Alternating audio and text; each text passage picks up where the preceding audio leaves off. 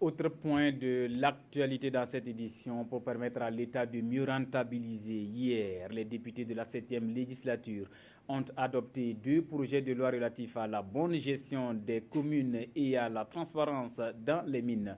Des textes de loi qui devront permettre au Burkina de bénéficier davantage des retombées de ses produits miniers et d'assurer un meilleur fonctionnement des collectivités territoriales. Bouma Ernest Nébier pour le compte-rendu.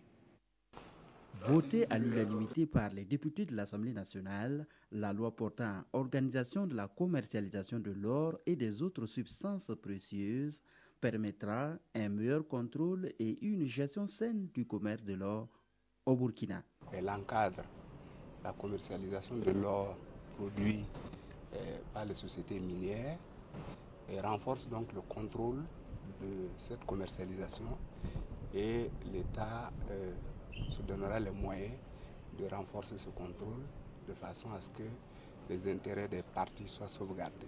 Et le projet de loi s'appesantit surtout sur le secteur artisanal et semi-mécanisé. C'est une loi dont son application va également aider l'État burkinabé à engranger beaucoup de recettes dans le domaine.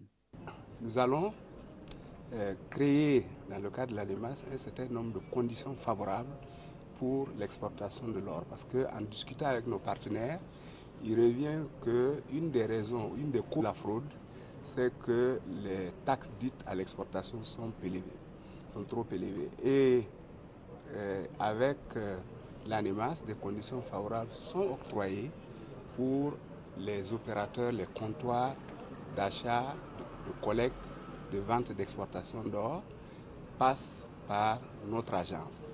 Et je pense que nous pourrons, dans ces conditions-là, éliminer le besoin de fraude. La représentation nationale a aussi passé à la loupe le projet de loi portant modification de la loi 055-2004 AN du 21 décembre 2004 portant Code général des collectivités territoriales. Votée à l'unanimité, cette loi rectificative a toute son importance. Un meilleur fonctionnement des collectivités territoriales et de combler un vide juridique en cas de dysfonctionnement d'une délégation spéciale.